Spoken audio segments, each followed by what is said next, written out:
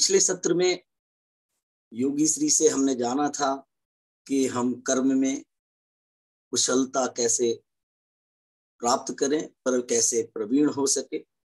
और आज का प्रश्न है योगी श्री से कि कैसे हम अपनी बुद्धि को प्रकाशित करें, अवेकनिंग ऑफ इंटेलिजेंस और इनलाइटनमेंट की प्रक्रिया में कैसे अग्रसर हो। योगी श्री। हाँ, धन्यवाद सूर्या जी। मैं थोड़ा सा ब्रीफ कर दूं। ये 50, 51, 52 और जब अर्जुन प्रश्न पूछते 53, ये सब एक साथ जुड़े हुए हैं। ये चार श्लोक एक साथ जुड़े हैं। ये बताते हैं कि हम पूर्व जन्म और अगले जन्म का विचार ही त्याग दें, कि जानने की हम पिछले जन्म में क्या थे, उसका फल क्या है, उसका विचार त्याग दें और कर्म में सीधा प्रवृत्त हो जाए।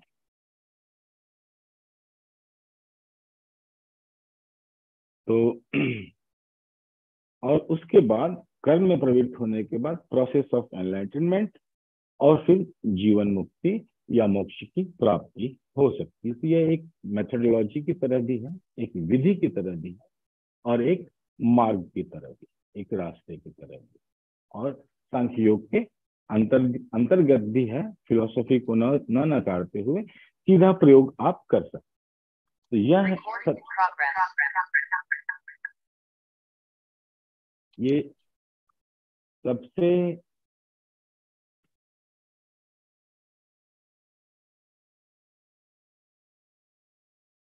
अहम प्रश्न बनता है कि कभी कुछ लोग हैं, माइंडसेट ऐसा है कि हमको पूर्व जन्म में नहीं जाके देखना, क्योंकि इसी जन्म की याददाश्त से हम मुक्त नहीं हो पाते।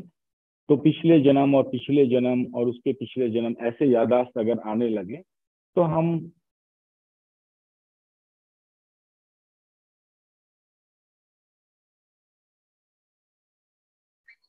मसले जी देख लीजिए, बीच बीच में डिस्टरबेंस आ रही है। तो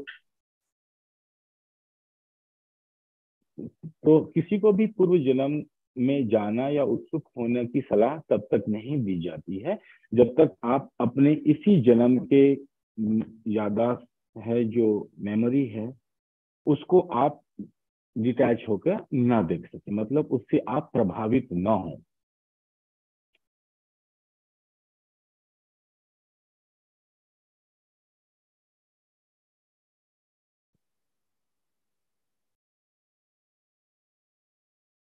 और हमें पिछले जन्म में अगर हम जाना चाहें तो बहुत ज्यादा समय चाहिए। दो पुरुषार्थों का त्याग करके पूरे अपने जीवन को ही सिर्फ उसी कार्य के लिए लगा देना होता है, उस प्रक्रिया से गुजरने के लिए।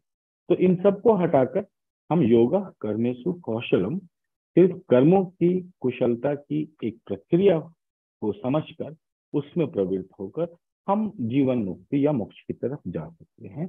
तो अगला फिर श्लोक होगा कि जब हम उस प्रक्रिया की तरफ बढ़ेंगे तो क्या होगा।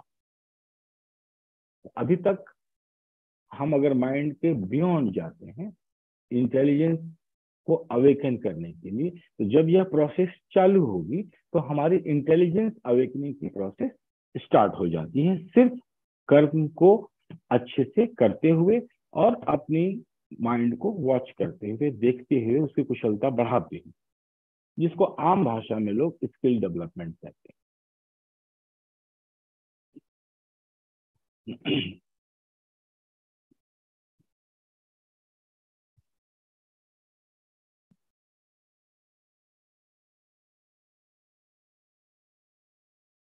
तो जब कोई इस तरह से इस क्रिया में प्रवृत्त होता है तो उसे फल की कोई आकांक्षा नहीं है, पूर्ण रूप से अपने कार्य को ही समर्पित है और उसकी कुशलता कार्य में बढ़ती जा रही है। तो होश और कुशलता दोनों को जोड़ देने से प्रोसेस ऑफ एनलाइटनमेंट, बुद्धि के जागरण की प्रक्रिया शुरू हो जाती है।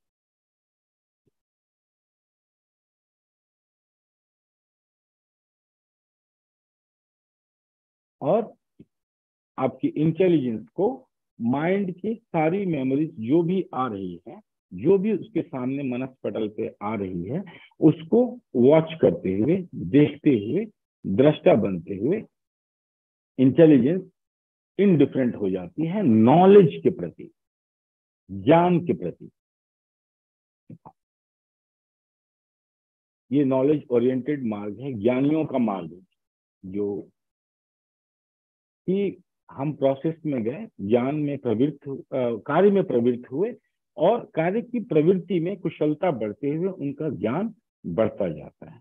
और जब ज्ञान इंटेलिजेंस अवेकन होगी और माइंड के साथ वो माइंड की जितनी मति है, जितने पैटर्न है, उस पैटर्न को वो देख के इनडिफरेंट होगा, तो इंटेलिजेंस की अवेकनिंग शुरू होती है, जिसको हम प्रोसेस ऑफ एनलाइटनमेंट कहते हैं, जागरण की प्रक्रिया। तो एक स्वप्निल अवस्था है जिसमें माइंड लगातार ऐप बना रहा है। जैसे ना कि आपके पास एक सिस्टम है, मोबाइल है हमारे पास। अब उस मोबाइल में जब भी हम कार्य करते हैं तो एक पर्टिकुलर कार्य के लिए हम एक ऐप डाउनलोड कर लेते हैं। तो हमारा माइंड भी, जो आर्टिफिशियल इंटेलिजेंस है, कंटिन्यूअस ऐप डेवलप करता रहता है। कंटिन्यूअस, लगातार ऐप की डेवलपमेंट चलती है। ऐसे हर एक इच्छा से, ऐप का मतलब होता है कि हम कैसे करके उस कार्य को कैसे एक्सिक्यूट करें, एक फंक्शन है। तो हर एक डिजायर माइंड ऑलरेडी ट्रेंड है और वो ट्रेनिंग सीख रहा है, इन्वायरमेंट से सीखता रहता है और सीख के कंटिन्यूअस एक ऐप की डेवलपमेंट करता है कि वो इच्छा आपकी पूर्ण हो जाए। उदाहरण के तौर पर, जैसे आपने सोचा कि हम एक कार ले लें, तो एक डिजायर, तो एक डिजायर पे माइंड फिर ऐप डेवलपमेंट शुरू कर देगा कि वो कार आपके पास कैसे आएगी, कितनी रिसोर्सेज हैं, कौन सी कार चाहिए। तो माइंड मेमोरी के साथ मिलकर एक नो हाउ पैटर्न डेवलप करना शुरू कर देता है और वो हर एक इच्छाओं के साथ माइंड ऐसा ही करता चला जाता है। और जिस डिजायर पे हम फोकस हो जाते हैं, एनर्जी वहां लगती है और माइंड सारे इंफॉर्मेशन कलेक्ट करके उस ऐप को ज्यादा डेवलप करता है। तो इस तरह से हमारे हर एक विचारों से माइंड फंक्शन करता है। माइंड चलता रहता है, कंटिन्यूअस मूवमेंट में है और बहुत ही ज्यादा क्रिस क्रॉस करे तो वो फॉरेस्ट जैसा, जंगल जैसा हो जाए। इतने सारे ऐप एक साथ काम कर रहे हैं, मेमोरी आपकी क्लॉग हो जाएगी। हो सकता है उतनी सफिशियंसी ना हो ब्रेन में एनर्जी। तो इंटेलिजेंस को जब अवेकनिंग की प्रोसेस में जाएगी, इंटेलिजेंस ज्ञान के मार्ग पे, तो ऐसे व्यक्तियों को जब इस मार्ग पे चलते हैं तो उन्हें अपने माइंड को कन्फ्रंट करना पड़ता है। माइंड के हर एक विचार से उत्पन्न हुए प्रक्रिया, वो क्या डेवलप हो रहा है मेमोरी में, कहाँ जा रहा है, कहाँ से इंफॉर्मेशन ले रहा है, कैसे डेवलप हो रहा है कि उस इच्छा की पूर्ति हो जाए। तो इंटेलिजेंस को इससे गुजरना पड़ता है, उसको देखना पड़ता है और फिर उससे जितना वो इनडिफरेंट होता चला जाता है और एप्स की डेवलपमेंट कम होती चली जाती, कम होते होते होते होते एक डिजायर बचती है। वो डिजायर आपके महत्व को डिफाइन करती है, आपके कर्म में प्रवृत्ति को, या कर्म में प्रवृत्ति से जो अभिष्ट फल प्राप्त होगा। आपको किसी फल की आकांक्षा नहीं है, उसका रिजल्ट क्या होगा, लेकिन प्रेरणा, मोटिवेशन चाहिए, जो हम पिछले बात कर चुके हैं। तो आपको प्रेरणा कहाँ से मिलेगी, ऊर्जा कहाँ से मिलेगी? तो वह ऊर्जा जो कंटिन्यूअस मोटिवेशन है, हमें अपने महत्व के ज्ञान से मिलती। वह प्रेरणा फिर वो कैपिटलिज्म वाली प्रेरणा नहीं है प्रोडक्शन कराने के लिए, कि पॉजिटिव थिंकिंग और पॉजिटिव फल की आशा करके कि और अच्छा होगा, आपको और ज्यादा प्रोडक्टिव बनना है, आप नॉन प्रोडक्टिव ना हो जाइए। ये एक पॉजिटिव थिंकिंग का मार्ग है जो कैपिटलिज्म से आता है, जिसके बारे में हमने कल बात की। यहाँ पर हम स्किल को डेवलप कर रहे हैं, अवेयरनेस रख रहे हैं और इंटेलिजेंस को अवेकन करने के लिए माइंड के सारे प्रोसेस को देख रहे हैं। देखते ही आपको कुछ करना नहीं है, जो अननेसेसरी एप्स मूवमेंट में है वो ड्रॉप हो जाता है। ईगो उनसे आइडेंटिफाई नहीं करता। आपका अहंकार उस विचार से आइडेंटिफाई करना बंद करेगा तो दुनिया भर की जो माइंड के झमेले हैं वो शांत हो जाते। तो हम कहते हैं कि मेडिटेशन से क्या हो जाए? कुछ नहीं होगा। मेडिटेशन से जो निरर्थक है वो गिरता चला जाएगा और फिर आपकी दृष्टि पड़ेगी उस विचार पे जो आपका महत है, जो आपकी महत्ता को स्थापित करेगा, जो उसको प्रकाशित करेगा महत। तो इस महत के प्रकाशन से हमें एक इंटेलिजेंस को मार्ग मिलता है कि हमें करना क्या है, एक डायरेक्शन मिल जाता। तो इस यही डायरेक्शन उसको कर्म के प्रति मिल गया और एक डायरेक्शन तो ऑलरेडी बना ही हुआ है, उसके आत्म जागरण की प्रक्रिया चल रही है वर्क के माध्यम से। तो जितनी ज्यादा उसकी इच्छाएं गिरती जाएंगी महत प्रकाशित होगा और उसके पास एक ही कर्म बच जाता है और वो बिना किसी फल की आकांक्षा, सुख हो या दुख हो, दोनों ही परिस्थितियों में वो हाईली मोटिवेटेड रहता है। उसका प्रेरणा का स्रोत खत्म नहीं होता, चाहे सुख आए चाहे दुख आए। ये अंतर है कैपिटलिज्म और लिबरलिज्म के थॉट पैटर्न में, सोचने में।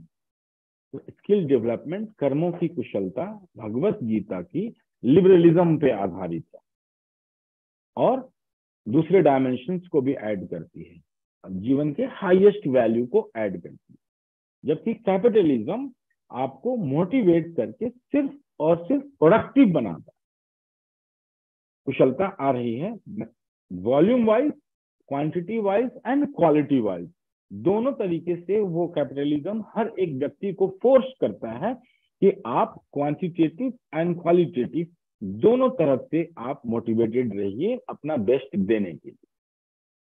तो ये कैपिटलिज्म का है और वो वैल्यू बनाता है, लोगों को खरीदता है, बेचता है, उसके ब्रेन को हायर करता है, नौकरी देता है, उससे वैल्यू निकालता है, बिजनेस करता है, व्यवसाय करता है। ये कैपिटलिज्म है।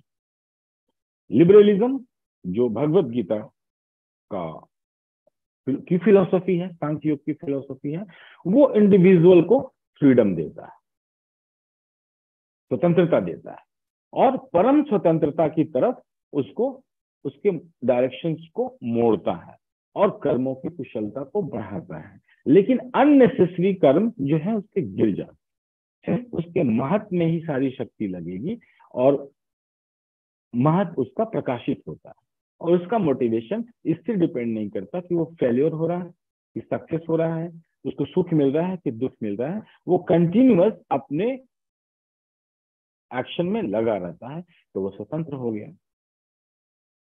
तब यहां से बात आगे बढ़ती है, जो कहते हैं श्री कृष्ण कि वह व्यक्ति नॉलेज के प्रति इनडिफरेंट हो जाता है। जो ज्ञान आपको बाहर से मिल रहा है, अभी आप उसके प्रति बहुत ज्यादा उत्सुक हो और दुनिया भर की इंफॉर्मेशन आप इकट्ठी कर रहे हो। क्यों?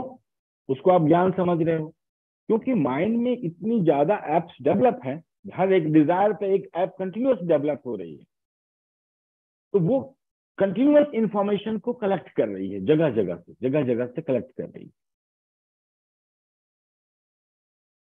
और माइंड उसमें बिजी है। जब हम उसको उस जोन को नैरो करेंगे, अवेयरनेस ले आते हैं, तो एक जगह हमारी शक्ति लगती है, जिसको कहते हैं कि घड़े में 100 छेद हैं और सिर्फ एक छेद हो तो पानी की धार उसमें से तेज निकलती है। तो इसे हम कहते हैं एकाग्रता। ध्यान से एकाग्रता डेवलप हो रही है। हठ योग नहीं कर रहे हम। हठ योग में एक बिंदु लगाकर आप त्राटक करते हैं, माइंड को कंसंट्रेट करते हैं, यह हठ योग नहीं है, सांख्य योग। सिर्फ अंडरस्टैंड करते हैं और होश रखते हैं। और प्रक्रिया जो है वो गीता के दूसरे श्लोक में इसी बात पे जोर है, 51 और 52। अब यहां से आप इनडिफरेंट होना शुरू करेंगे, ज्ञान के प्रति ही इनडिफरेंस आएगा। ज्ञान के प्रति इनडिफरेंस आ रहा है। पहले आप बहुत ज्यादा उत्सुक रहते थे बाहर के ज्ञान को, इंफॉर्मेशन में, वो उत्सुकता खत्म हो जाएगी और एक ज्ञान अंदर से उपजना शुरू होता है। तो कैपिटलिज्म का स्किल डेवलपमेंट अंदर के ज्ञान को बाहर लाना, उसके प्रति कम फोर्स देता है। बाहर के ज्ञान को लागू करना और क्लासिकल कंडीशनिंग या ऑपरेंट कंडीशनिंग से लोगों को तैयार करना, तो वहां कंडीशनिंग बढ़ रही है और एक पर्टिकुलर मति पैटर्न पे लोगों को तैयार किया जा रहा है। यहाँ मति टूट रही है, पैटर्न्स, माइंड के थिंकिंग पैटर्न्स टूटने लगेंगे और न्यू एनलाइटेंड पैटर्न्स बनेंगे जो वैलिड ऑब्जर्वेशन पे या तो शास्त्र के आधार पे, शब्द के प्रमाण पे या आपके प्रत्यक्ष अनुभव के प्रमाण पे आप उसको देखना शुरू करेंगे। तो इस प्रोसेस को हम एनलाइटनमेंट प्रोसेस कहते हैं और ये प्रोसेस चलती जाती है और श्री कृष्ण कहते हैं कि यह प्रोसेस अगर चलती गई तो जीवन मुक्ति और मोक्ष में परिणत हो जाती। यह मार्ग तुम्हें जीवन मुक्ति और मोक्ष के मार्ग पर ही रख रहा है। तुम अपनी इंटेंसिटी को अपने कार्य में ही डालते चले जाओ बिना किसी फल की आकांक्षा के। सुख मिले या दुख मिले तो व्यक्ति सुख और दुख दोनों के पार जाके कर्म करता हुआ, अपने पुरुषार्थ में लगा हुआ और अपने ही माइंड की हर एक को ट्रेंड करता हुआ, उससे गुजरता हुआ एनलाइटनमेंट के प्रोसेस से होकर जीवन मुक्ति और मोक्ष की तरफ जाता है। यह भगवद गीता का मार्ग है और ये डिफरेंस है कर्म में कुशलता, स्किल डेवलपमेंट कैपिटलिज्म की और स्किल डेवलपमेंट लिबरलिज्म की जो भगवद गीता प्रपोज करती है। यहां पर है तो इनडिफरेंस ऑफ नॉलेज। अब आप देखिए एनलाइटनमेंट की प्रोसेस है, अब आपका ईगो डिसॉल्व होगा। अभी तक जब तक हम माइंड के फीडबैक से एक्शन करते हैं, सुख दुख के प्रभावित होकर एक्शन करते हैं और कर्म के फल की आशा से एक्शन करते हैं, तो हमारा अहंकार का संबंध किससे बना रहता है? मन के साथ। मन उसको कंटिन्यूअस फीडबैक इन्वायरमेंट से देता है। तो हर व्यक्ति का कहा हुआ, हर व्यक्ति का सुना हुआ आपके माइंड पर असर डालता है। आपको उससे फर्क पड़ता है कि लोग आपको क्या कह रहे हैं, कैसे जज कर रहे हैं, कैसा एक्सपेक्टेशन कर रहे हैं। तो आपका माइंड कंटिन्यूअस इन्वायरमेंट के साथ फीडबैक लेके ईगो को स्टेबल करने का एक ऐप डेवलप करता है। यहाँ से इंफॉर्मेशन लेंगे, प्रोसेस करेंगे और ईगो को हम फीडबैक देंगे कि yes you are right and you are this. तो ईगो को कंटिन्यूअस डिफाइन करने के लिए माइंड को ऐप डेवलप करना पड़ता है और माइंड बिजी होता चला जाता है इस ऐप में। Insecurity, anxiety, fear of judgment, fear of becoming nothing, दुनिया भर की साइकोलॉजिकल सिस्टम जिसको हम साइकोसोमेटिक सिस्टम कहते हैं। और इसी को ये ही थेरेपेटिक मॉडल ऑफ सांख्य है। सांख्य की तरफ से अगर हम योग में थेरेपेटिक मॉडल को ले आते हैं सांख्य की, तो ये एक्सप्लेन करता है हर एक रोग दुख को। कैसे आपके अंदर एंजाइटी आई, आपके माइंड ने इन्वायरमेंट से ऐसे फंक्शन किया, ईगो के पास ये डिजायर थे, ईगो ने उसको आइडेंटिफाई किया, डिजायर को माइंड को दिया, माइंड ने इन्वायरमेंट से इंफॉर्मेशन लेकर उसको जज किया और वापस फीडबैक दिया कि नहीं आप तो सक्सेसफुल बिजनेसमैन नहीं बन सकते हो। माइंड ने एनालिसिस करके दे दिया।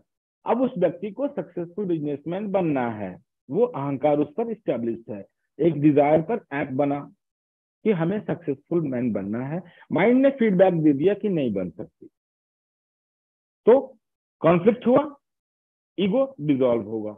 अब यहाँ इंटेलिजेंस की जरूरत पड़ेगी। या तो आप मेडिटेशन कीजिए और गीता के माध्यम से जीवन मुक्ति के मार्ग पे चले जाइए, या थेरेपेटिक मॉडल ऑफ सांख्य से, इसी थेरेपेटिक मॉडल से इसका इवेंट का ओरिजिनेशन, इवेंट का एक्सपांशन और उसका रिजल्ट आप उसको क्लीन कर सकते हैं।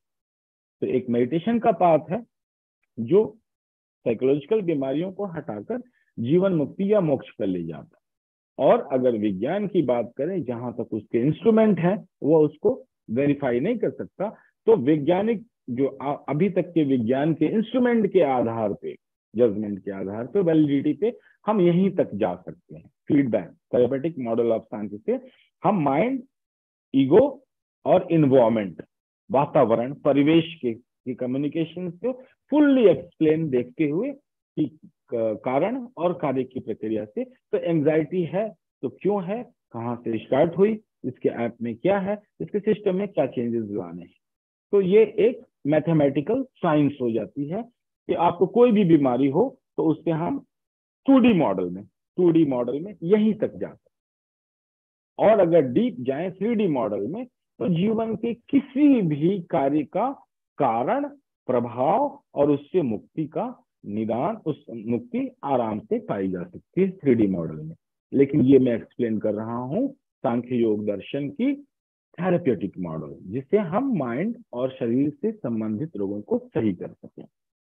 अब उसके बियॉन्ड जाती है गीता, और वो जा रही है इंटेलिजेंस की अवेकनिंग।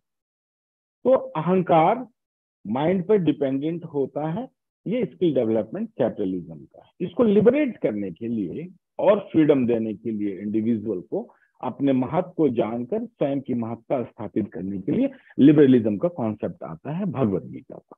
वो कहता है और फ्रीडम दो, इस इंडिविजुअल को फुल फ्रीडम दो, और ऐसा फ्रीडम दो कि सोसाइटी की वेलबींग में कन्वर्ट हो जाए।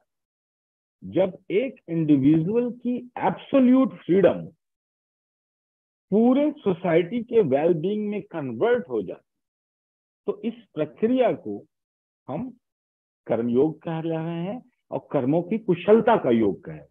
और कोई आपको दंड कमंडल नहीं करना, न यज्ञ न तप, कुछ नहीं करना, कोई कर्म कांड नहीं, प्योर रीजन पे आधारित एक शब्द को प्रमाण मानकर श्री कृष्ण के आप इस रास्ते पे चल सकते हैं। इस रास्ते पे जब चलेंगे तो श्री कृष्ण बताते हैं क्या होगा, इनडिफरेंस टू नॉलेज पहला, और ये बहुत ही क्रांतिकारी सूत्र है। जैसे ही इनडिफरेंस टू नॉलेज हुआ, अहंकार विसर्जित हो जाएगा। अहंकार का विसर्जित होने का मतलब है कि वह रहेगा थोड़ा सा, लेकिन अहंकार जितने भी डिजायर से आइडेंटिफाइड था वो ऑटोमेटिक गिर जाते हैं। हमें कोई प्रयास नहीं करना, इसके लिए कोई तप नहीं करना, कोई तपस्या नहीं करनी एक्स्ट्रा, जीवन से हटकर कुछ भी नहीं करना।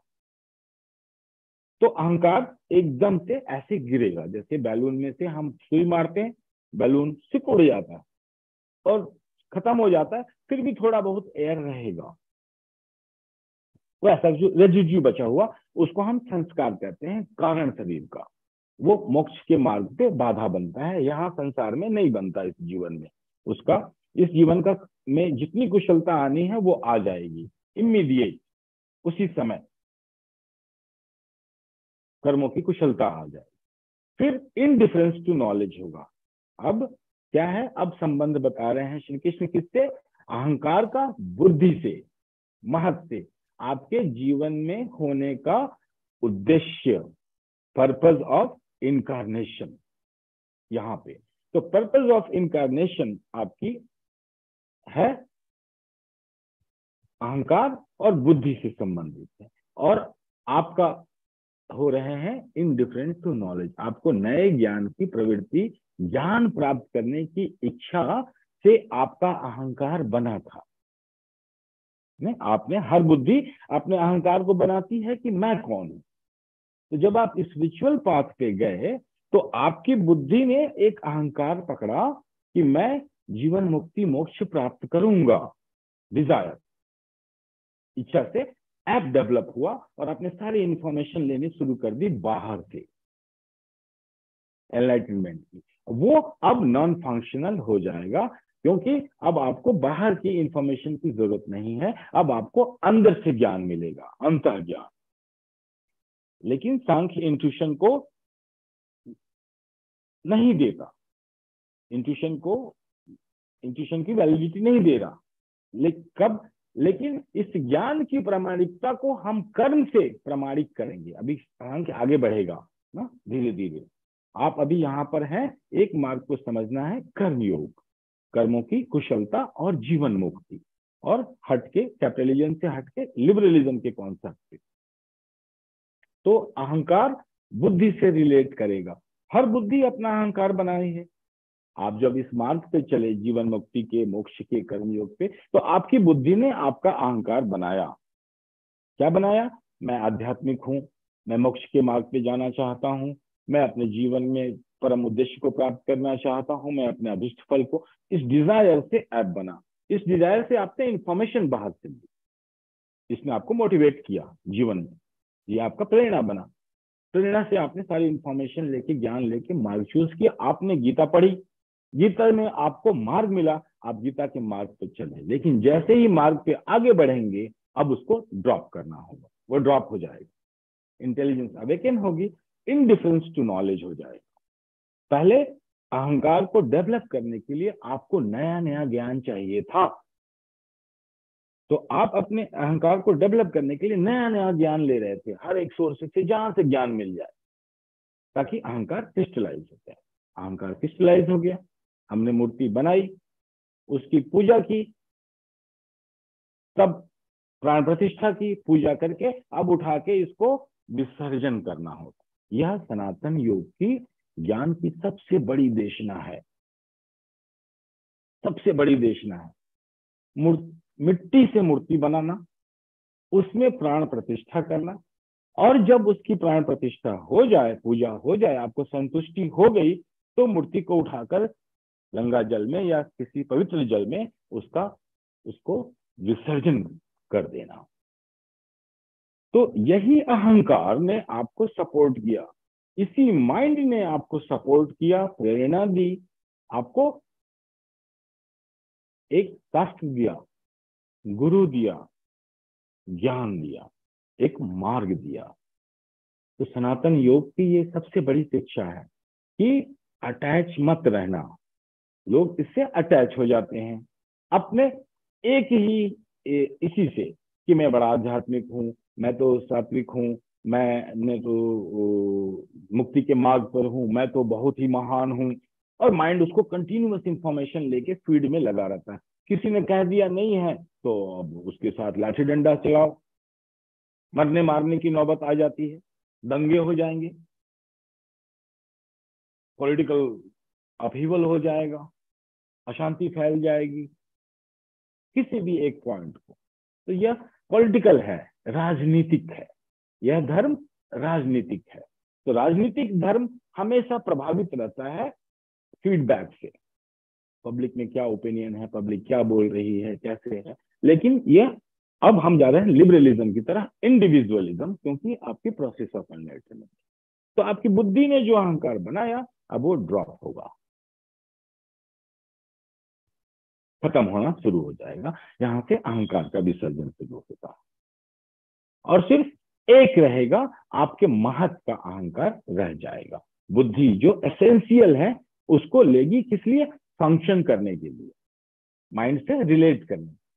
अगर वो नहीं होगा तो माइंड से रिलेशन, और माइंड को इन्वायरमेंट से, परिवेश से रिलेट करना है, कार्य करना है परिवेश में, इसका इफेक्ट होगा। तो एक आइडेंटिटी रह जाएगी, ये आपकी एनलाइटनमेंट हो गई।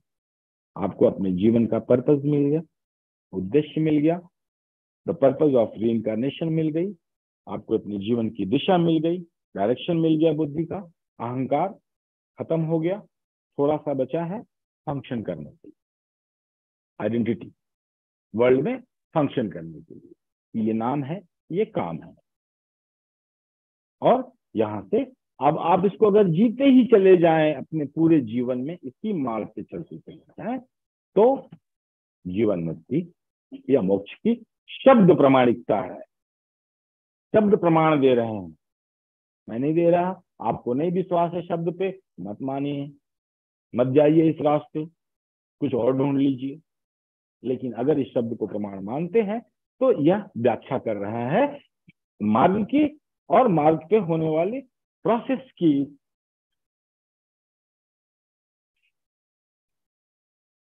52 इनडिफरेंस टू नॉलेज होना, और आपने जो भी नहीं, ये बड़ा ही अतिशयोक्ति है श्री कृष्ण की, यही नहीं कि जो आप पहले सुने थे, मेमोरी के आधार पे फीडबैक चल रहा था, पहले सुने थे, सुना हुआ ज्ञान, और जो कभी सुनेंगे, आपके अंदर ज्ञान की आकांक्षा ही मर रही है, बाहर से श्रुति ज्ञान की आकांक्षा ही मर रही है। तो बड़ा क्रांतिकारी अभी आगे चलेगा, तो इसलिए ये किसी की भर्त्सना नहीं है, श्रुतियों की भर्त्सना नहीं है, लेकिन ये रास्ते का एक्सपीरियंस है कि आपको श्रुति की जरूरत ही नहीं होगी। प्रत्यक्ष आपका प्रमाण बनने लगेगा, शब्द से सीधा प्रत्यक्ष हो रहा, प्रत्यक्ष आपका प्रमाण बनेगा और आप इनडिफरेंट हो जाएंगे। बाहर से कोई ज्ञान आपको समझा रहा है कि गीता में ये लिखा है या गीता में ये नहीं लिखा है, गीता ये कहती है, गीता ये नहीं कहती है, आप इनडिफरेंट हो जाओगे। उस ज्ञान का आपके ऊपर कोई प्रभाव नहीं पड़ेगा, क्योंकि ज्ञान अंदर से उपज रहा है, बाहर से कोई डिपेंडेंस नहीं है किसी भी इंफॉर्मेशन पे, प्रत्यक्ष प्रमाण बन रहा है। यह आपका नेक्स्ट स्टेप है। 52 गीता 52 ये नेक्स्ट प्रोसेस की एस्टेब्लिशमेंट है। और जब आप इंडिफरेंट हो गए नॉलेज के प्रति, तो बुद्धि अहंकार का डेवलपमेंट बंद कर दे। हम कहते हैं कि अनंत जीवन था और अनंत जीवन है, उसका आधार क्या है? भविष्य में पुनर्जन्म होगा। इसका आधार यह है कि बुद्धि अहंकार का निर्माण करे। एक बुद्धि जो अहंकार के निर्माण में संलग्न है, वह अपने अनंत काल के भविष्य की संभावनाओं को का निर्माण कर रही, अपने भविष्य का निर्माण कर रही और उसको प्रोजेक्ट कर रही। लेकिन बुद्धि जब अहंकार ही नहीं बनाएगी, तो अनंत काल के जीवन का जो प्रसारण है वो बंद हो जाएगा। ये चाबी है, ये सीड है ना, बीज है। तो जब हम बीज ही नहीं डाल रहे हैं तो वृक्ष बनेगा कैसे? यही सांख्य कहता है कि है नहीं है, लेकिन लॉजिकली रैशनली हमारे अनंत जीवन थे और अनंत जीवन होंगे। रैशनली, चाहे हम जानते हो या नहीं जानते, मैं अपना 1000 जन्म चाहे जानता हूं या नहीं जानता हूं, लेकिन मेरी बुद्धि अगर अहंकार का निर्माण कर रही है, तो मैं तो अनंत भविष्य के को जीने का मार्ग खोल रहा हूं, मैं ऐप डेवलप कर रहा हूं, फ्यूचर प्रोजेक्ट कर रहा हूं। तो मेरी ही इच्छा से मैं अपने भविष्य का निर्माण कर रहा हूं। मेरी ही इच्छा से मैं उसका अगर निर्माण बंद करना चाहता हूं और जीवन मुक्ति और मोक्ष की तरफ जाना चाहता हूं, तो मैं अहंकार का निर्माण बंद कर दूंगा। ये हाइपोथेटिकल है सोचना। एक रैशनल माइंड इन सिद्धांतों पर सोचेगा सिर्फ प्रामाणिकता के आधार पर, rational mind validity and veracity के आधार पर सत्य क्या है, तो माइंड को जब आप ट्रेन करेंगे तो यही सत्य है, लॉजिकली रेशनली, कोई इंट्यूशन नहीं। इंट्यूशन डाल देने पर तो फिर हम बहस नहीं कर सकते। आपको रात में शिव जी आए, दर्शन दिए और ये 12 श्लोकों का ज्ञान दे गए, तो हम तो उस पर बहस नहीं कर सकते। लेकिन एक यूनिवर्सल सोचा जाए, धर्म को अगर वसुधैव कुटुंबकम के आधार पर आप सोचते हैं कि क्या कोई ऐसा यूनिवर्सल रिलीजन पॉसिबल है जो रैशनल हो, रैशनल थिंकिंग करता हो, और कोई ऐसी प्रोसेस जो किसी बिलीफ पे आधारित ना हो, हमारे डायरेक्ट एक्सपीरियंस को प्रमोट करती हो और इंडिविजुअल को फ्रीडम देती है अपने महत्व को जानने और अपने अहंकार का निर्माण करने की विधि बताती है, पर्सनालिटी डेवलपमेंट की, और जीवन मुक्ति और मोक्ष का मार्ग भी देती है। तो ऐसे धर्म की अवधारणा और इतनी फ्रीडम और किसी शास्त्र में आपको नहीं मिलेगी सिवाय गीता के, संपूर्णता के साथ, और जीवन के हर एक पहलू को प्रकाशित करती है। यह गीता की महत्ता है। उसमें भी सबसे बड़ी महत्ता सांख्य योग की है कि आप षड दर्शन में से कोई भी दर्शन पढ़ने से पहले कृपया इसे पढ़ लें, आपकी बुद्धि सही हो जाए और इंट्यूशन को हटाकर आप वैलिड सोचना शुरू करें। यह माइंड की ट्रेनिंग के लिए जरूरी है, नहीं तो ये अहंकार का जो प्रक्रिया है बुद्धि की, वो बंद नहीं होगी। इसको सिर्फ आप रैशनल अंडरस्टैंडिंग से बंद कर सकते हैं। आपको कुछ भी करने की जरूरत नहीं है, कोई त्याग करने की जरूरत नहीं, किसी भी पुरुषार्थों का आपको त्याग नहीं करना। आपके पास समय ही समय है, अपनी क्रिया ही, जितना आप काम करेंगे उतना आप समय ही दे रहे हैं, अपने जीवन मुक्ति के लिए, मोक्ष के लिए। तो यह दूसरे तरह का कर्मों की कुशलता है, लिबरलिज्म की, और आध्यात्म के हाईएस्ट, भारत के सनातन धर्म के हाईएस्ट वैल्यू जीवन मुक्ति और मोक्ष से जुड़ी हुई। तो यह प्रक्रिया इनडिफरेंस की तरफ ले जाएगी। इनडिफरेंस होते ही बुद्धि अहंकार का निर्माण बंद कर देता है। जो बच जाएगा वो एसेंशियल आपका महत्व है, वो बचेगा। तो महत्व के अलावा सब विसर्जित हो जाएगा। तो हमने अहंकार बनाया, उसमें प्राण प्रतिष्ठा की, उसकी पूजा अर्चना की, उसका काम हो गया, हमने उसे विसर्जन किया। इसलिए हमें इस डर को निकालने के लिए, अपने विसर्जन के डर से, क्योंकि स्पिरिचुअल प्रोसेस में सबको जाना है, सबको ऐप डेवलप करना है स्पिरिचुअल, अपना मैं स्पिरिचुअल हूं, और सबको ड्रॉप करना है, नहीं तो आगे की प्रोसेस स्टार्ट नहीं होगी। सबको ड्रॉप करना है। तो हमें मूर्ति लानी है, राजा बाजा बजा के उसकी प्राण प्रतिष्ठा करनी है, डांस करके उसको सेलिब्रेट करके ड्रॉप करना है, विसर्जन करना है। प्राण प्रतिष्ठा भी और विसर्जन भी। हमारे अहंकार में प्राण प्रतिष्ठा हुई अपने इष्ट की। आप कैसे चलेंगे रास्ते पे? या तो अपने इष्ट के बल पे, आपका कोई भी इष्ट हो, या स्वयं के बल पे, गुरु के बल पे, या किसी शास्त्र के बल पे। कितने ही आपके पास फोर्सेस हैं, शक्ति की इतने ही साधन हैं, तो आप चलेंगे उसको लेके, और उससे प्राण प्रतिष्ठा होगी, और फिर इष्ट का विसर्जन होता है, साकार से निराकार। एक साकार की साधना हो रही है, और साकार से अब ये बता रहे हैं निराकार, बियॉन्ड माइंड, बियॉन्ड अभी इंटेलिजेंस, अब बियॉन्ड इंटेलिजेंस। नेक्स्ट सूत्र 53, इसके पार, यहां तक आप पहुंचे अपने महत्व तक, और उसके बाद 53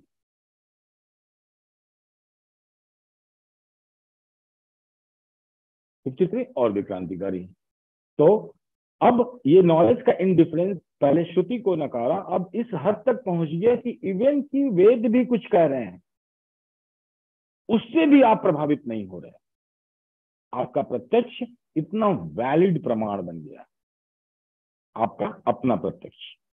तो वेद शास्त्र कुछ भी कहते रहे, आप उससे भी इनडिफरेंट होते हैं। पूरा total indifference to knowledge, irrelevant to Veda Shastra Purana anything. Universal दे रहे हैं श्री कृष्ण कि किसी भी तरह की प्रामाणिकता की आपको आवश्यकता बाहर से नहीं पड़ रही है, आपका प्रत्यक्ष प्रमाण बन जाएगा। ना आपको वेद की जरूरत है, ना शास्त्र की जरूरत है। इस ज्ञान को हो सकता है आगे बताएं, इसे हम रित का ज्ञान कहते हैं। रित जो प्रकृति के मूवमेंट को भी निर्धारित करती है। प्रकृति भी अगर एक्सपांशन लेती है, 3 गुण चलते हैं, तो वो भी किसी लॉ से चलेगी। हर चीज तो मैथमेटिकल है। देखो, हर चीज टाइम से, सूर्य का उदय है, टाइम से सब कुछ हो रहा है, सब कुछ डिजाइंड है, पर्पसफुल लग रहा है, तो वो भी किसी लॉ से ही होगा। तो जिस लॉ से पूरी सृष्टि का निर्माण हुआ, प्रकृति बनना शुरू हुई, एक्सपांशन, उसे हम रित कहते हैं। तो इस मार्ग से गया हुआ व्यक्ति एनलाइटेंड होके जीवन मुक्ति मोक्ष में रित का ज्ञान प्राप्त करता है, और उसे किसी भी प्रमाण की आवश्यकता नहीं रहती। तो ये श्री कृष्ण का योगा कर्मेषु कौशलम की इनिशिएशन, प्रक्रिया, अनुभव और फल, इसकी आपको चिंता नहीं करनी। यही कह रहे हैं कि ये आपका स्वाभाविक प्रसाद है। इसके लिए आपको इसकी चिंता नहीं करनी फल की, कि हमको जीवन मुक्ति मिलेगी कि मोक्ष मिलेगा कि नहीं मिलेगा, इसकी आपको चिंता नहीं करनी। आपको प्रोसेस में 100% एंटर होना है, क्योंकि जितनी आप चिंता करोगे वो आपकी प्रोसेस को ब्लॉक कर देगा, एंट्री को। तो ये तो प्राकृतिक रूप से ये प्रसाद है, आपको मिलेगा ही मिलेगा, इसकी आप चिंता मत कीजिए। और ये मार्ग है, चलना हो तो चलिए। यहाँ गीता के हमारे दूसरे अध्याय सांख्य योग का 53 तक हम पहुंच गए हैं। अब एक अर्जुन प्रश्न पूछेंगे जिसके बारे में हम अगले शनिवार पूछेंगे।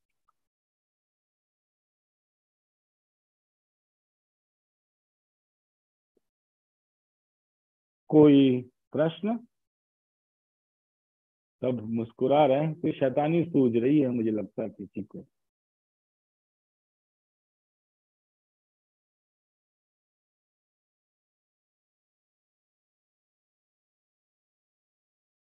क्रांतिकारी है ना, लेकिन बहुत क्लीन है गीता, एकदम क्लीन है। बहुत क्रांतिकारी, बहुत क्रांतिकारी है, लेकिन मुझे लगता है मेरे जीवन पर ही आधारित है। सबको लगता हो, मैं अपने आप को नास्तिक या आस्तिक दोनों के बीच में मान सकती हूँ कि कभी, मतलब ऐसा नहीं कि भगवान को नहीं मानती। हाँ, मतलब पूजा वगैरह करने में मुझे बहुत ज्यादा विश्वास नहीं है, मंदिर जाने में भी नहीं ऐसा, लेकिन भगवान के कहे हुए कथन को मैं मानती, इस प्रकृति को मानती हूँ, ईश्वर को मानती हूँ, लेकिन कर्म कांड में विश्वास बहुत ज्यादा नहीं रखती, करती भी नहीं हूँ। तो लोग मुझे नास्तिक ही ज्यादातर समझते हैं, पर मैं नास्तिक तो नहीं हूँ। तो ये जो सांख्य योग को, चल रहा है गीता का, ये कि सांख्य योग को नास्तिक भी कहा जाता है, इसको आलोचना करते हैं लोग, मतलब ये नास्तिक दर्शन है, ये इसको तो किसी चीज की आवश्यकता ही नहीं है, इसको इसको तो भगवान की भी मेरा आवश्यकता जीवन नहीं है। मेरा जीवन भी ऐसे ही है, जैसे कि मैं नास्तिक ही हूँ लेकिन फिर भी आस्तिक हूँ। पता नहीं, भगवान कृष्ण को ये कहे हुए कथन मुझे अच्छे लगते हैं, तो मुझे लगता है कि नहीं। ये दूसरा एक मुझे ये लगा कि मतलब जीवन में हम कर्म को लेकर के इतना ज्यादा अपना बनाते रहते हैं विजन, कि हम आगे जाके ये करेंगे वो करेंगे, तो वो आपने जब समझाया कि हम मतलब अपने कर्मों से या अपनी चाहत से ही अपने अगले जन्म को निर्धारित करते चले जाते हैं कि हमें ये करना है। यही मैं कह रहा था ना कि सनातन धर्म का जो सूत्र है, एब्सोल्यूट फ्रीडम, हर व्यक्ति एक बुद्ध है, हर व्यक्ति एक इनकारनेशन है। तो सनातन धर्म के इस नियम के आधार पर हम प्रत्येक व्यक्ति श्री कृष्ण के अवतार ही हैं, प्रत्येक व्यक्ति एक अवतार ही है ना। इतनी प्रधानता देता है हमारी महत्व को, इतनी ज्यादा, क्योंकि हम उसी के अंश हैं, तो हमें ईश्वर हैं हम। तो हर व्यक्ति श्री कृष्ण का अवतार ही है इस अवधारणा पे। तो और जो चाहे हमारा पिछला जन्म हो या अगला जन्म हो, बना आप ही रहे हैं, तभी तो आप इसको बंद कर सकते हैं, तभी तो स्वतंत्रता है, तभी तो एब्सोल्यूट फ्रीडम है। कोई दूसरा बना रहा है तो फिर तो है ही नहीं। तो इसीलिए फिर आपको जरूरत भी किसी चीज की नहीं है, सिर्फ आपकी बुद्धि प्रकाशित हो जाए और आप सारा कुछ कर लेंगे। तो आपको जरूरत किस चीज की है? प्रत्यक्ष ही आपका प्रमाण बनना है, आपको किसी धर्मशास्त्र किसी की जरूरत भी नहीं है, किसी ज्ञान की। सिर्फ एक प्रोसेस आपको पता होना चाहिए, फल की इच्छा ड्रॉप कीजिए और प्रोसेस में फुल्ली चले जाइए, बस एक विश्वास करके। एक शब्द पे आपको तो विश्वास करना ही पड़ेगा प्रेरणा के लिए, क्योंकि सुख दुख आएगा तो वही प्रेरणा आपको संभालेगी, वो सुख दुख से रहित करेगी। तो प्रेरणा के लिए तो आपको शब्द लेने ही पड़ेंगे, प्रमाण, एक तो प्रमाण लेना ही पड़ेगा, श्री कृष्ण का वचन का प्रमाण लेना ही पड़ेगा, उसके बिना तो नहीं चलेगी। ये फ्रीडम हमें सनातन धर्म ही देता है। हाँ, इतनी फ्रीडम किसी और में नहीं है, मतलब किसी और धर्म में नहीं है ऐसा, इतना ज्यादा कि एक ह्यूमन को इतनी ज्यादा, एक मनुष्य को इतनी गरिमा दी जाए। बाकी जगह तो कुफ्र हो जाएगा, मुसलमान तो आपका तुरंत गला ही काट देंगे, फतवा जारी कर देंगे, जैसे ही बोला आपने। और जीसस को अगर आपने क्रिश्चियनिटी में बोला, तुरंत आपको लटका देंगे क्रॉस के लायक। यहूदियों को बोला तो भी यहूदियों ने लटका ही दिया था उन्हें क्रॉस पे। तो आप किसी भी धर्म में ये बात नहीं कर, इस पर आप चर्चा ही नहीं करते। अभी तक चर्चा करते ही अभी तक हम लोग खत्म हो गए। अगर हम मुस्लिम होते और ऐसी बातें कर रहे होते तो हमारा मीटिंग भी कंप्लीट नहीं हुई, हो सकता है। ये तो बहुत बड़ा अपराध हो गया, कुफ्र हो गया। तो सिर्फ ये सनातन धर्म है, ये इसकी गरिमा है। अगर आप लोगों को बचाना हो, अच्छा लगता हो, तो जो लोग अच्छे हैं, जो लिबरलिज्म पे सोचते हैं, वो हिंदू धर्म और सनातन धर्म को बचाना चाहते हैं, इस ज्ञान को बचाना चाहते हैं। और जो नहीं चाहते नहीं चाहते।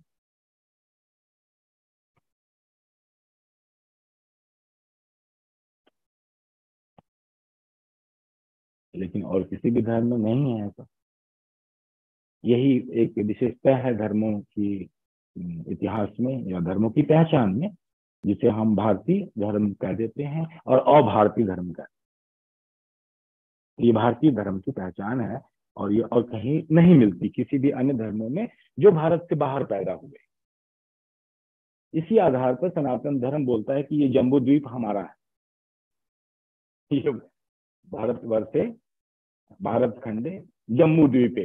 ये जो आइलैंड टेक्टोनिक प्लेट जाके हिमालय की लड़ी है चाइना से, तो बोलते ये पूरा टेक्टोनिक प्लेट ही हमारा पवित्र है, ये हमें, ये सनातन है।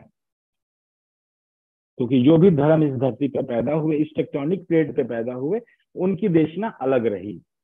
उन लोगों ने पूरे दूसरे ढंग से धर्म को देखा है, दृष्टि में भेद है। तो ये टेक्टोनिक प्लेट को बार बार वो हर एक संकल्प में इसको याद दिलाता है हर सनातनी को। संकल्प लेने से पहले इसकी याद दिलाई जाती है कि ये जम्बू द्वीप भारत खंड, इसको याद करके ही हम संकल्प लेते हैं। एक देखिए, रिचुअल्स एक ज्ञान को एक जनरेशन से दूसरी जनरेशन तक ले जाने के लिए सनातन धर्म यूज करता है।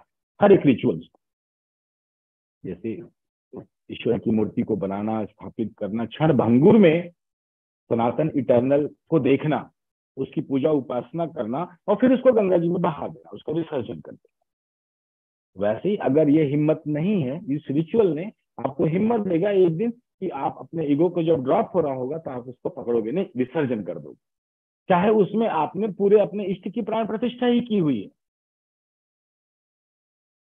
रामकृष्ण परमहंस बहुत बड़े भक्त, काली के उपासक, साकार की उपासना करने वाले, उनको तो काली साक्षात दर्शन देती थी, मिठाई भी खा लेती थी आंखों। इतनी ज्यादा भक्ति प्रगाढ़ थी कि मैटर में कन्वर्ट होने लगा था, साइकोलॉजी और फिजियोलॉजी में अंतर नहीं रह गया। इतना ज्यादा एकाकार हो गया, मन और शरीर इतना ज्यादा एकाकार हो गया कि उसमें अंतर ही नहीं रह गया। मन सोचे और शरीर उसको रिस्पॉन्ड दे, साइकोसोमैटिक एकदम एक हो गया, दो नहीं रहा। तो लेकिन निराकार का जो ज्ञान नहीं था, तो तोतापुरी वेदांती ने उन्हें ज्ञान दिया, पूर्ण ज्ञान दिया। तो जब वो तोतापुरी के पास जाए, तोतापुरी कहे कि आग बंद करो। हाँ, बोले काली माता आ गई, बोले हाँ आ गई। अब बोले इस काली माता के 2 टुकड़े कर दो तलवार उठाओ और उनके 2 टुकड़े कर दो। वो बोले तलवार कहाँ से ले आऊं, तुम काली माता कहाँ से ले आए कहाँ से काली माता ले आए, वहीं से तलवार ले आओ, कल्पनाएं हैं, इसको कर दो। तो नहीं हो पाता। वो जैसे ही जाते थे काली माता को देखते ही साइकोसोमैटिक एक था उनका, तो आंखों से आंसू गिरना, समाधि में चले जाते, तो उनका दिमाग ही बंद हो जाता था, क्योंकि विजुअल और फिजियोलॉजिकल एक्सपीरियंस एक हो गया, तो नहीं हो पाया। तो लास्ट में क्या किया उन्होंने कि तोतापुरी ने बोला एक काम करो, तुम ध्यान लगाओ। उन्होंने कांच का एक टुकड़ा लिया और बोला कि जैसे ही काली माता आएंगी, तुम वो भाव विभोर होगा, तो मतलब मैं तुम्हें तीसरे नेत्र को शीशे से काटूंगा। जैसे ही मैं तुम्हें यहाँ काटूंगा, तुम वहां तलवार उठा के काट देना, 2 टुकड़े करना। एक तरह से एक थेरेपेटिक प्रोसेस है, जिसे हम एनएलपी में भी यूज करते हैं, किसी रोग दुख को हटाने के लिए या कोई कैंसर, बड़ी बीमारियों को हटाने के लिए इसको यूज किया जाता है। इस टेक्निक को एसोसिएट करके इमीडिएटली इसके कट किया जाता है, बहुत बड़ी बीमारी हो तो लेकिन ये बीमारी नहीं है, लेकिन आध्यात्मिक रूप से अभी भी इनको कंप्लीट नहीं माना गया। तो उन्होंने ध्यान में गए और उन्होंने क्रॉस किया, और जैसे ही क्रॉस किया उन्होंने शायद कल्पना में अपने इष्ट को खंडित किया, और तब उन्हें फिर ये जीवन मुक्ति का ज्ञान, मोक्ष का ज्ञान दिया। इसीलिए अपने इष्ट की स्थापना और उसका विसर्जन दोनों की हिम्मत रखना चाहिए, ये बहुत बड़ी हिम्मत है। और माइंड बिल्कुल डिफरेंट तरीके से तैयार होता है, बहुत ही फर्टाइल माइंड, क्रिएटिव माइंड। तब अब वो श्रुति को हटाकर, सबको हटाकर स्वयं प्रत्यक्ष का प्रमाण बनने जा रहा है, सत्य का। स्वयं एक व्यक्ति सत्य का साक्षी होगा, सत्य का वो प्रमाण देगा, ईश्वर की प्रामाणिकता को स्थापित करेगा, एक मनुष्य को इतनी गरिमा किस शास्त्र ने दी और किसने इसकी विधि दी, किसने इसको समझाया? और इस ज्ञान को सनातन सिर्फ रिचुअल के माध्यम से जनरेशन बाय जनरेशन ट्रांसफर करता चला गया। प्रैक्टिकल रिचुअल प्रैक्टिकल ज्ञान को बढ़ाते हैं, आगे ले जाते हैं। कोई किताब नहीं, सिर्फ रिचुअल से ही ज्ञान को कैरी कर रहे होते। तो सनातन धर्म ने ऐसी विधि बनाई, क्योंकि धर्म पुराना है, उसमें इंफॉर्मेशन प्रोसेसिंग की, लिखने की ताड़पत्र कुछ नहीं होंगे, तो उसने रिचुअल्स में ही ट्रांसफर करना शुरू कर दिया। राइट ब्रेन कहानियों में कहानी बना के ईगो को रास्ता देने के लिए कहानियां बनाई, ईगो और माइंड को स्टैब्लिश करने के लिए कहानियां बनाई, जिसके लिए हम इसका उपचार करते हैं कथाओं में। आप कथाएं सुनते हैं, कथाएं क्या है? सिर्फ आपके मानसिक उपचार हैं। आप सुनते ही आपका माइंड शांत हो जाएगा, शरीर सही हो जाएगा, मन प्रसन्न होने लगेगा। साइकोसोमैटिक बिल्ड कर देते, उपचार कर देते, एक तरह से वो उपचार है। रामचरितमानस क्या करेगा? आपको माइंड और ईगो के रिलेशन को सही कर देता है, एक आइडियल बना के, और सात्विकता आने शुरू हो जाती है मन में। अभी हमें जाना इंटेलिजेंस के बियॉन्ड है, मन में। तो सनातन धर्म ने कथाओं के माध्यम से, कहानियों के माध्यम से और रिचुअल्स के माध्यम से नॉलेज को एक जनरेशन से दूसरे जनरेशन में ट्रांसफर करने का उपाय बना लिया, और वो अपने ज्ञान को ऐसे ही ट्रांसफर करते रहे। और जितने भी रिचुअल्स हैं सब में ऐसे ही मैंने प्रमाणिकता पाई। क्यों है, क्या है, क्यों ऐसा करते हैं, और इसका उद्देश्य क्या है, इंटेंशन क्या है, इसमें नॉलेज क्या है। तो कोई भी व्यक्ति जब स्वयं के ज्ञान की तरफ अग्रसर होता है तो वह देख के समझने लगता है। तो इसलिए हम मूर्ति पूजा की अवहेलना नहीं करते, उसको साधन बनाते, इष्ट को साधन बनाते हैं। तो तंत्र के मार्ग पर चलने वाले व्यक्ति जो तंत्र को फॉलो करते हैं, किसी भी इष्ट से शुरू हो जाते हैं। एक पौधे को भी आप इष्ट बना सकते हैं। कोई तुलसी के पौधे को ही अपना इष्ट बना लेता है, कोई हनुमान जी को बना लेता है, कोई दुर्गा जी को बना लेता है, कोई प्लैनेट को ही बना सकता है, कोई तारा को ही, ऋषि को ही बना लेता है, कोई नक्षत्र को ही बना लेता है। आप किसी को भी इष्ट बना लो, सनातन धर्म को इससे मतलब नहीं है, उसके प्रोसेस से मतलब है। इष्ट बनाओगे, ये अहंकार को क्रिस्टलाइज करेगा, लेकिन इसका विसर्जन तुम्हें करना होगा, यह याद रखना। तो एक प्रोसेस चल पड़ी, और इससे हर व्यक्ति मार्ग में प्रवृत्त होना शुरू हो गया। किसी को भी इष्ट बना लिया उसने, तो हमारे इतने देवी देवता हो गए कि उसका कोई गिनती नहीं रही। तो फिर मंदिरों के इष्ट को तो हम विसर्जित नहीं करते? नहीं, जब कभी खंडित हो जाए तो करते हैं, मिट्टी की करते हैं हम रिचुअल्स के आधार पे। मंदिर दो तरह से बनते हैं। एक मंदिर आपका फोर्ड मेकिंग मंदिर है, तीर्थ के आधार पे। आपको इस डायमेंशन से दूसरे डायमेंशन से जीवन मुक्ति की प्रक्रिया में, अगर आप विश्वास करते हैं कि इस लोक के आगे और भी लोक हैं, तो इस लोक से दूसरे लोक को कनेक्शन बनाने के लिए हम उसका उपयोग करते हैं, मूर्ति का। और चिन्मय मतलब कि मिट्टी में चिन्मय की कल्पना और उसकी पूजा, उपासना और एकाकार होना, साइकोसोमैटिक माइंड को व्यवस्थित करने के लिए यहाँ से हम इसके उपयोग करते हैं। और जो लोग एनलाइटेंड हो गए, जैसे आदि शंकराचार्य जिन्होंने हिंदू धर्म की स्थापना की, तो वो यूज करते हैं। जैसे आप किसी बहुत हाईटेक किसी टेक्नोलॉजी में अगर आप एंटर करना चाहते हैं, तो क्या आपने ऐसे हाथ लगाया, आपका फिंगरप्रिंट आया, या आपने आंखें लगाई और दरवाजा खुल गया? नहीं तो खुलेगा नहीं। तो ऐसे तीर्थंकर जगह को प्रवेश बनाया जाता है कि हर व्यक्ति के पास ब्लूप्रिंट होती है ना, जो उसका सिग्नेचर हो। जैसे मेरी वॉइस है, तो मेरी वॉइस सिग्नेचर है, मेरा अंगूठा है, उसका भी एक सिग्नेचर है। तो हर एक यूनिक व्यक्ति का एक सिग्नेचर है, प्राणिक सिग्नेचर है, माइंड का ही एक फिलोसॉफिकल सिग्नेचर है, एनर्जी सिग्नेचर है, थंबनेल का सिग्नेचर है, जेनेटिक कोड का सिग्नेचर है। तो यूनिकनेस, तो उस सारे सिग्नेचर को मिला देंगे। तो अगर जैसे साइंटिफिक अगर किसी लैब में जाना चाहते हैं, आपने ऐसा हाथ दिया, हो गया। तो इस दो डायमेंशन को अटैच करने के लिए जो डोर है, वहां पर हमने जिस इलाके व्यक्ति ने बनाया, जिसे हम तीर्थंकर भी कहते हैं, तीर्थ ना, ऐसी जगहों को हम तीर्थ कहते हैं, इन जगहों को हम तीर्थ कहते हैं। वहां पर आप जाते हैं और जो भी स्थल है, जो पत्थर है या जो भी बना है, जहां से दूसरे लोग को कह रहे हैं कि स्थापना है, वहां आप अपना फिंगरप्रिंट देते हैं।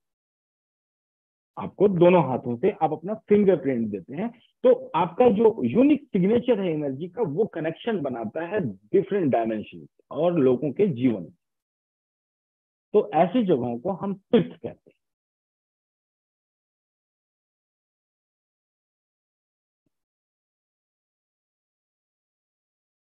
हो गया? नमस्ते। तो योगी श्री, आज जो आपने ज्ञान दिया, इस ज्ञान को, इन सिद्धांतों को पचाने के लिए जो हमारा ध्यान ध्यान जो हमारी एक यूनिक प्रक्रिया है इस सांख्य और गीता को समझने की, तो आपसे अनुरोध कि ध्यान के माध्यम से इस ज्ञान को बचने में मदद करें। ठीक है, डाइजेशन होना चाहिए। कहते हैं नॉलेज अगर डाइजेस्ट नहीं हुआ तो या तो आपको डायरिया होगा या वोमिटिंग होगी या कॉन्स्टिपेशन भी हो सकता है। लीवर तुरंत अफेक्टेड होता है नॉलेज। ये 3 सिम्टम इमीडिएट आते हैं। किसी भी नॉलेज इंफॉर्मेशन आपके माइंड में गया और 3 की संभावना बन जाती है अगर ये पता नहीं नॉलेज तो। ठीक है।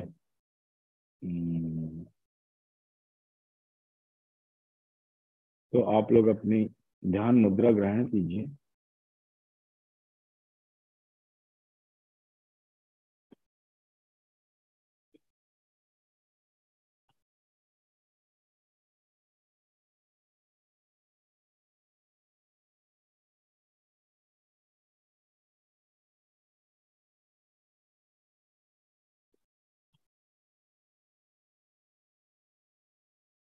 ध्यान में सबसे पहले हम शरीर पर जरूर ध्यान देते हैं। पूरे शरीर को एक मूर्ति की तरह मानते हैं। पूरा शरीर आपका एक मूर्ति है, मृण्मय है, 5 तत्वों से बना है, मिट्टी से बना है, जैसा भी बना है, जिस भी मटेरियल से बना है, लेकिन है हमारे पास एक शरीर है। यहाँ से ध्यान की शुरुआत करें और पूरे शरीर को एक मूर्ति की तरह देखते हैं।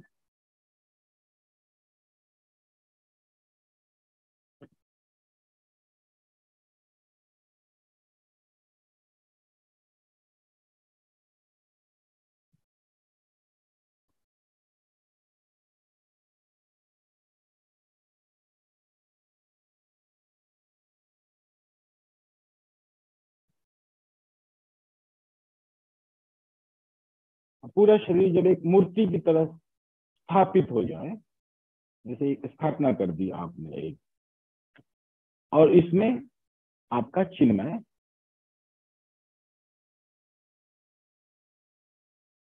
प्राण आत्मा प्रतिष्ठित है।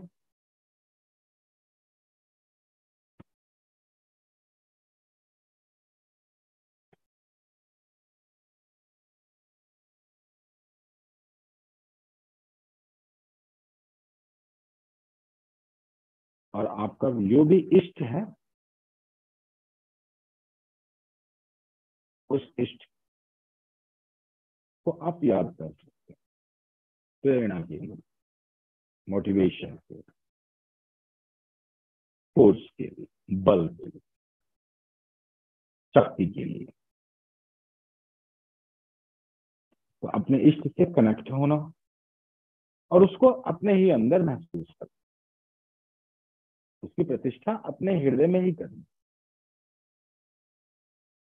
जैसे कि वो आपके हृदय में ही विराजमान और आप एक मूर्ति की तरह बैठे हैं। यहाँ से ध्यान की प्रक्रिया शुरू हो सकती है।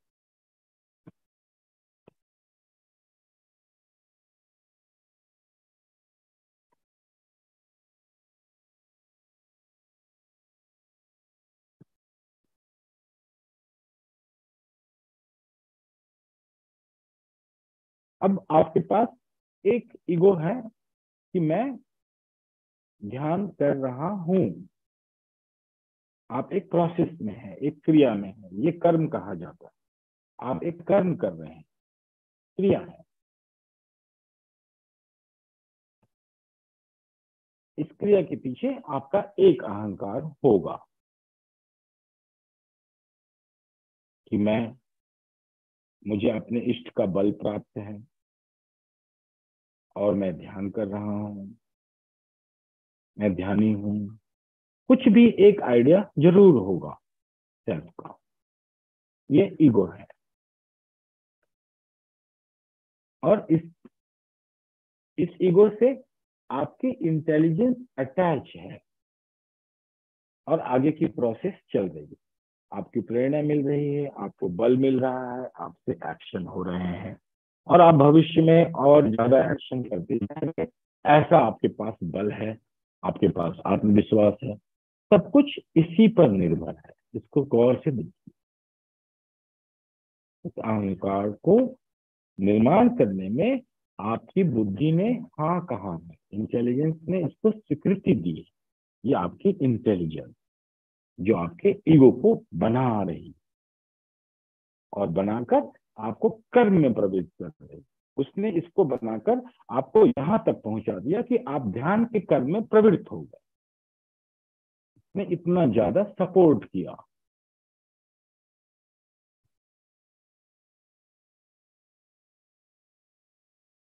अब आपको अपने से बाहर किसी भी ज्ञान की आवश्यकता नहीं है। ऐसी कल्पना कीजिए कि आपको अब जो भी ज्ञान चाहिए स्वयं से चाहिए, स्वयं प्रमाण बनना। और बाहर से जितना भी ज्ञान आपके पास मिला है, इस अहंकार को पुष्ट करने में उस ज्ञान को विसर्जित करना है, छोड़ देना, इंडिफरेंट होना है। छोड़ने का मतलब इंडिफरेंट होना।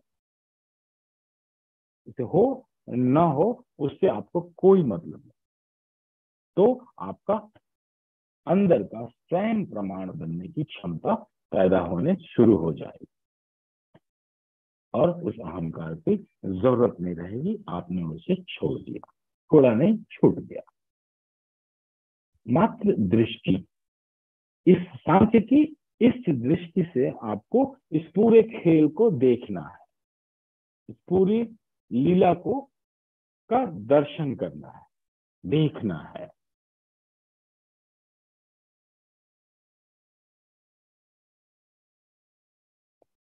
इस पूरी प्रोसेस को सिर्फ देखना है। अहंकार अपने आप ही इंटेलिजेंस उसको छोड़ देगी क्योंकि उसकी अब आवश्यकता नहीं है।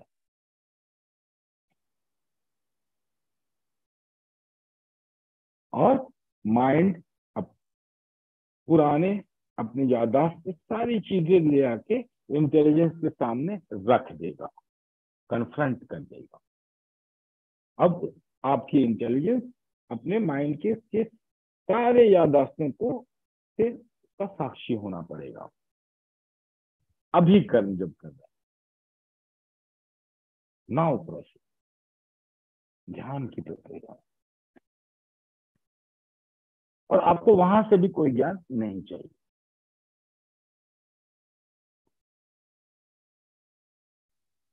तो इस जंगल से भी मुक्ति मिलेगी। ये जंगल आपको रास्ता देगा। जंगल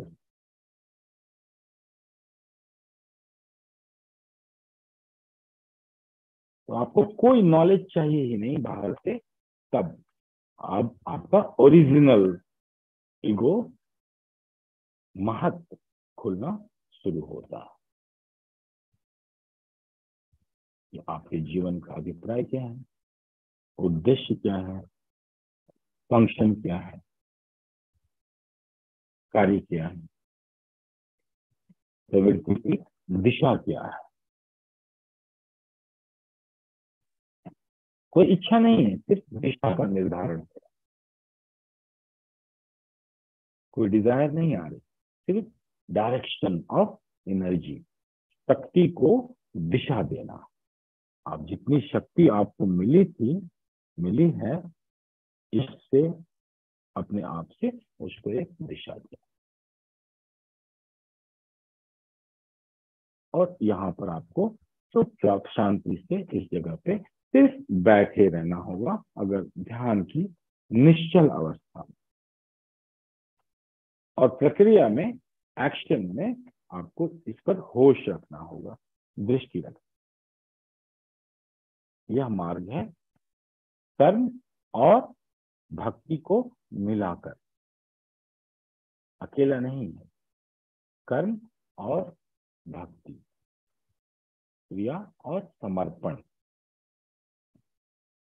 और कर्म और भक्ति मिलाएंगे तो ज्ञान की उत्पत्ति अपने आप हो जाती है। कर्म और ज्ञान मिलाएंगे, भक्ति उत्पन्न हो जाती है। भक्ति और ज्ञान मिलाएंगे, कर्म उत्पन्न हो जाएगा।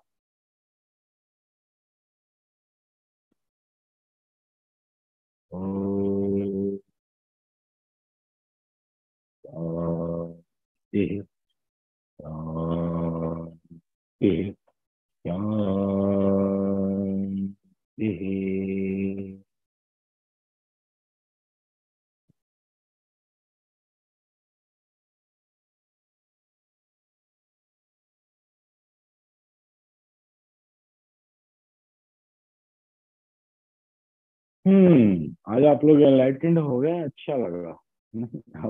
गीता में एनलाइटनमेंट का सूत्र मिल गया।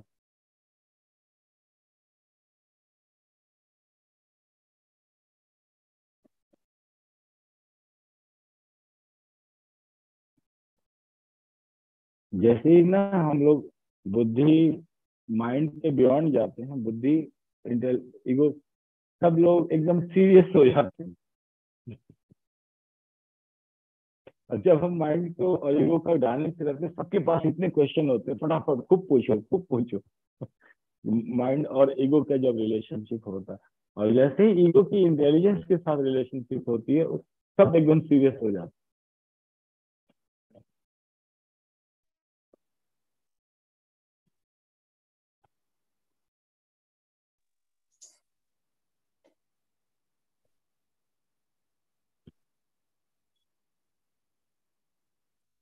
किसी का कोई प्रश्न?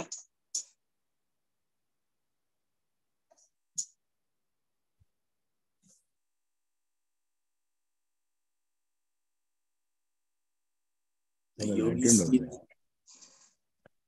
इतने गूढ़ विषय को इतनी सरलता से समझाने का प्रयास किया है कि कैसे हम अपने कर्मों में कुशलता बढ़ाते हुए जब आगे बढ़ते हैं तो कैसे इंटेलिजेंस अवेकन होती है, और यही होश और ये कार्य कुशलता दोनों को जोड़ देने से हमारी इंटेलिजेंस अवेकन होती जाती है, और हमारा जो प्रोसेस ऑफ एनलाइटनमेंट है उसकी प्रक्रिया शुरू हो जाती है। तो ये एक यूनिकनेस सांख्य के माध्यम से गीता के जो गूढ़ रहस्य हैं उनको समझाना और उसका पचाने की भी प्रक्रिया, समझाने के साथ और गहरी समझ देने के लिए ये ध्यान की प्रक्रिया से स्वामी जी का एक जो यूनिकनेस है, उसके लिए हम सभी बहुत बहुत दिल से आभारी हैं। और मैं एक बार याद दिला दूं, हम जो सब ज्ञान प्राप्त कर रहे हैं तो इसका विस्तार भी करना है, इसको भी हमें बांटना है। तो सभी से मैं बार बार अनुरोध करता हूं, आग्रह करता हूं कि ऐसे जो लोग हैं उनको और जोड़ें और ऐसी संख्या बढ़ाते जाएं। इस ज्ञान को हमें फैलाना है, सिर्फ हमें अपने तक सीमित नहीं रखना है। तो कुछ ना कुछ लोगों को अवश्य जोड़ें जिनको आप समझते हैं कि जो इसके पात्र हैं।